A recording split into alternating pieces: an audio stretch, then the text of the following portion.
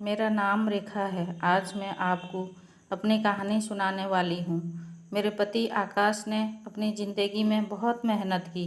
वो ज़्यादा पढ़े लिखे नहीं थे, इसलिए हमेशा से मेहनत और मजदूरी का काम ही उन्हें मिला और घर चलाने के लिए उन्होंने यही किया। हमारे 2 बच्चे हैं। बेटा 10 साल का है और मेरी बड़ी बेटी 16 साल की है। अभी तक मेरे पति ने जैसे तैसे अपना घर चलाया। इस उम्र में भी आज भी हम वही हैं। अगर काम नहीं करेंगे तो खाने को नहीं मिलेगा, घर नहीं चल पाएगा, बेटा और बेटी की पढ़ाई पूरी नहीं हो सकेगी। मेरे पति को अब ऐसी स्थिति नहीं थी कि वो मेहनत और मजदूरी कर सके। उनसे अब ये काम नहीं होता था।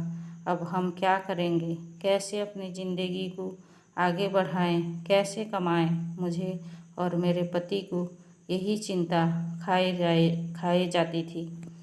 नौकरी नहीं है तो अब क्या करें? फिर मुझे एक दिन बैठे ये ख्याल आया कि क्या ना हम एक छोटा सा ढाबा खोल लें।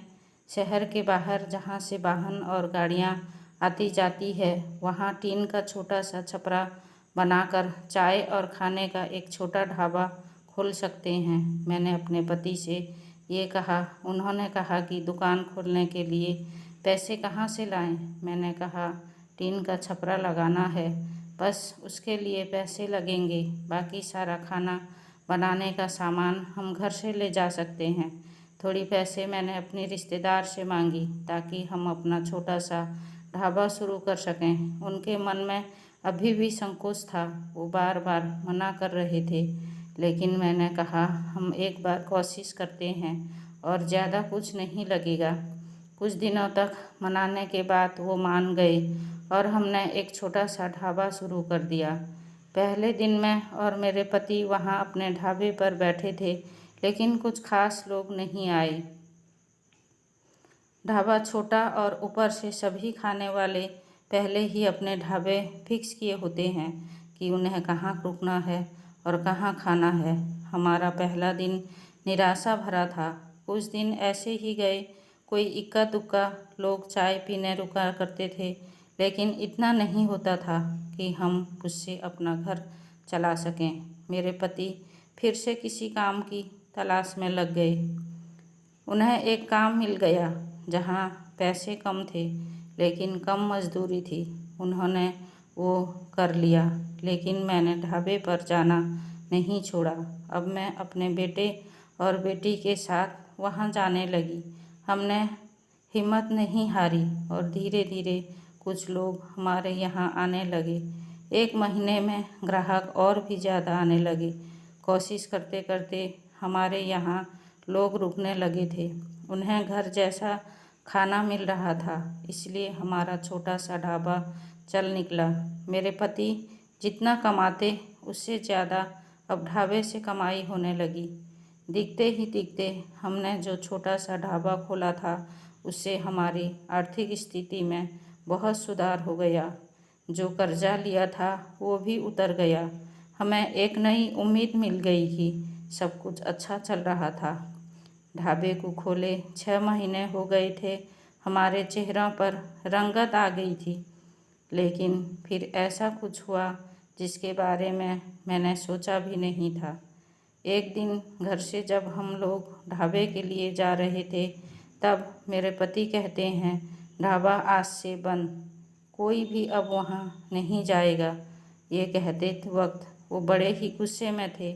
ऐसा गुस्सा मैंने उनके चेहरे पर आज तक नहीं देखा था। मैंने बोला क्या हुआ, क्या बोल रहे हैं? इतना अच्छा हमारा ढाबा चल रहा है, आपको क्या हो गया? वो बोले मैंने कहा ना कोई भी अब वहाँ नहीं जाएगा, ना तू ना तेरी बेटी। मैंने बोला आप शांत हो जाइए, आपकी तबीयत ठीक नहीं है, आप आराम करें, हम लोग इस बारे में बात करते हैं। वो और ज़्यादा गुस्सा हो गए। कहा कि कोई बात नहीं होगी, मैं जितना कमाता हूँ उतने से घर चल जाएगा, तो अब वहाँ नहीं जाएगी। मेरी पति का ऐसा रूप मैंने पहले नहीं देखा था। उस दिन मैं ढाबे पर नहीं गई, लेकिन जब वो शाम को आए तो भी उनका मुंह उतरा हुआ था। मैंने सही समय देखकर उनसे बात की। पूछा, क्या हुआ, आपको ऐसा क्यों बोल रहे हैं? वो बोले कि मेरा मुंह मत खुलवा, मैं सब जानता हूँ कि तू क्या कर रही है। मैं तेरे साथ इतने दिनों तक वहाँ रहा, तब वहाँ कोई नहीं आया और मेरे जाते ही ढाबा चलने लगा। आखिर ऐसा भी क्या हो गया? मेरे तो होश ही उड़ गए। वो क्या बोलना चाहते थे मैं समझ गई। ऐसी बात तो वो भी शादी के इतने दिनों बाद उनके मुंह से सुनकर मुझे यकीन ही नहीं हो रहा था कि ये मेरे पति हैं। मैं एकदम खामोश हो गई। रात को मेरी आंसू नहीं रुक रहे थे। मेरे मुंह पर अब ढाबे का नाम भी नहीं आया। इस तरह की बातें सुनने के बाद मेरा अब कुछ करने का मन ही नहीं किया। उस दिन से खामोश हो गई। अब कुछ करने को कहने को बचा भी नहीं था।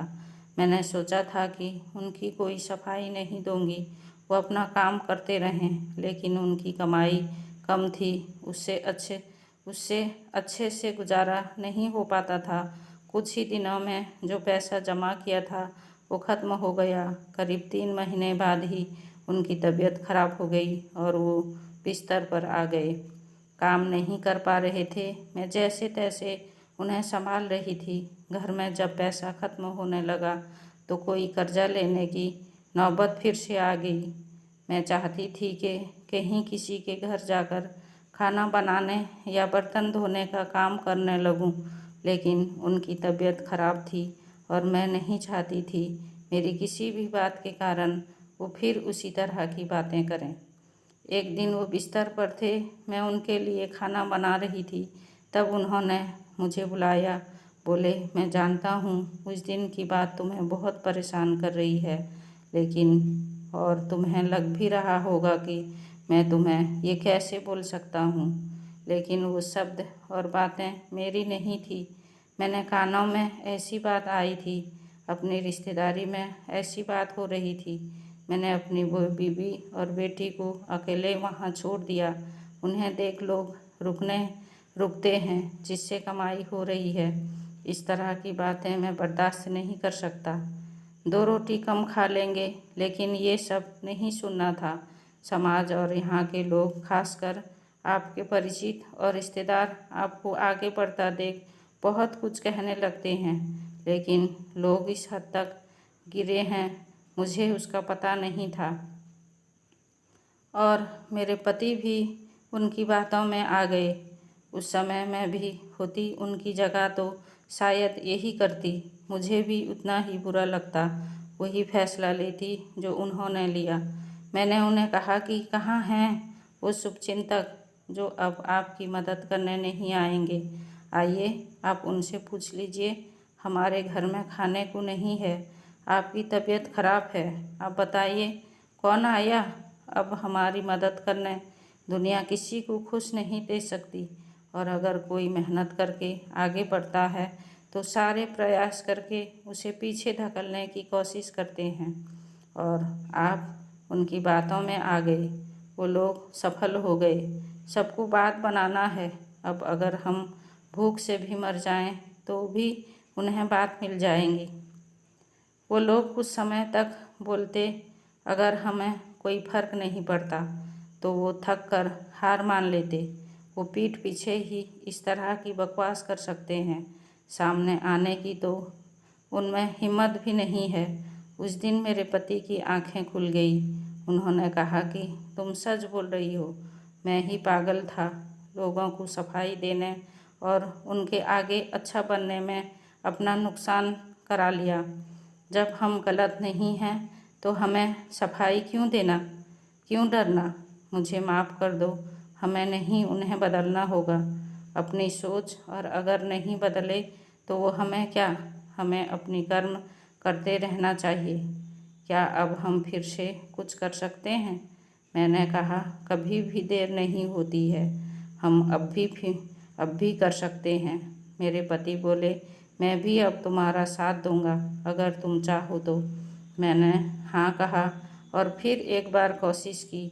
थोड़ी मुश्किल हुई, लेकिन धीरे धीरे गाड़ी फिर पटरी पर आने लगी।